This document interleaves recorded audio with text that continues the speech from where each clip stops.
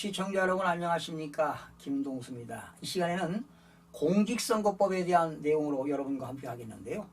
이 공직선거법에 의한 부정선거는 반드시 막아야 됩니다. 그래야 미래가 밝습니다. 그런 내용으로 여러분과 김동수의 입법 칼럼 시작하겠습니다. 여러분, 공직선거법은 대한민국의 헌법과 지방자치법에 의한 선거가 국민의 자유로운 의사와 민주적인 절차에 의하여 공정히 행하여지도록 하고 선거와 관련한 부정을 방지함으로써 민주정치의 발전에 기여함을 목적으로 하고 있으며, 이 공직선거법에 의한 업무는 중앙선거관리위원회 법제과에서 담당하고 있습니다. 공직선거법의 적용 범위는 대통령 선거, 국회의원 선거, 그리고 지방의회 의원 및 지방자치단체장의 선거에 적용이 되고 있습니다.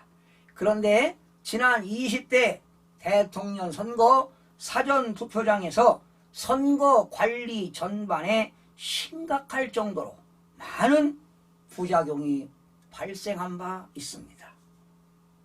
그래서 송석준 국회의원은 바구니, 쇼핑백, 종이 박스 등을 투표함으로 이용하여 선거의 비밀을 침해하는 행위, 유권자가 투표함에 직접 투표용지를 넣는 행위를 방해하는 행위, 이미 기표가 되어 있는 투표용지를 교부하여 선거 조작을 하는 행위를 엄단하는 일명 쇼핑백 투표함 방지법인 공직선거법 일부 개정 법률안을 대표 발의했는데요.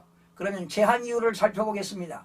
선거관리위원회가 제20대 대통령 사전선거 투표에서 기표 후 투표용지를 종이 박스나 쇼핑백, 바구니 등에 담는 등 허술하게 보관하고 선거 보조원들이 유권자가 직접 투표함에 투표용지를 넣는 것을 막는 뒤 자신들이 대신 받아 처리했으며, 일부 투표소에서 이미 기표가 되어 있는 투표용지가 교부되는 등 선거 관리 전반에 심각한 관리 부실이 드러났습니다.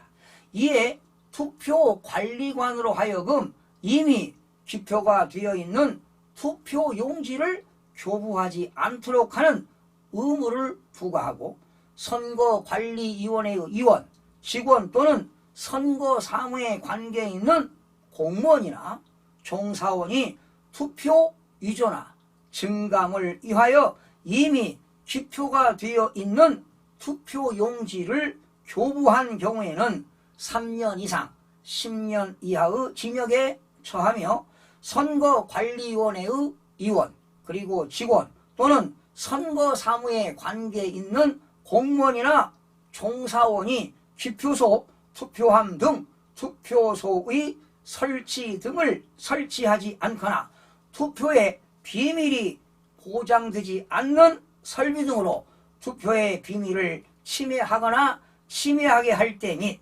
선거인이 기표 내용이 보이게 하거나 투표함에 넣는 행위를 방해할 때도 5년 이하의 징역에 처하도록 하여 선거사무의 공정성과 객관성을 확보하고 투표의 비밀을 확보하려는 것입니다. 그러면 주요 내용을 살펴보겠습니다. 투표관리관으로 하여금 이미 기표가 되어 있는 투표용지의 교부를 금지하는 것입니다.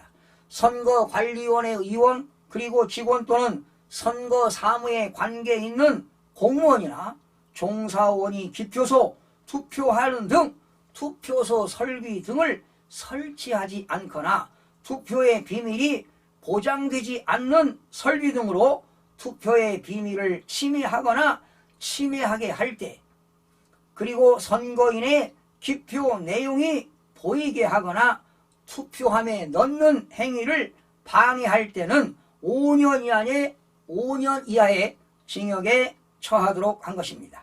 선거관리위원회의 위원 또는 직원, 선거사무에 관계 있는 공무원이나 종사원이 투표 위조나 증감을 위하여 이미 기표가 되어 있는 투표용지를 교부할 경우에는 3년 이상 10년 이하의 징역에 처하도록 했습니다. 이 법안은 송석준 의원이 대표 발의하고 김병욱, 김상훈, 김영식, 김정재, 송원석, 이종성, 추경호, 하영재, 황보승희 의원 등이 공동 발의에 참여했습니다. 송석준 의원은 우리 헌법은 대통령 선거에 보통, 평등, 직접, 비밀 선거의 원칙을 천명하고 있음에도 선거관리위원회와 행정당국은 부실하고 엉성한 선거관리로 선거의 공정성 확보와 국민의 참정권 보장이라는 헌법 정신을 크게 훼손했다며 이번 공직선거법 개정안을 통해 다시는 이런 불미스러운 일이 발생하지 않기를 기대한다고 밝혔습니다. 자, 그러면 제 논평을 해드리겠습니다. 지난 2월 16일 날 공직선거법이 개정되었는데요. 감염병 환자 등의 선거권이 보장되어 있습니다. 감염병 예방 및 관리에 관한 법률에 따라 입원 치료, 자가 치료 또는 시설 치료 중이거나 자가 또는 시설에 격리 중인 사람은 선거권 행사를 위하여 활동할 수 있습니다.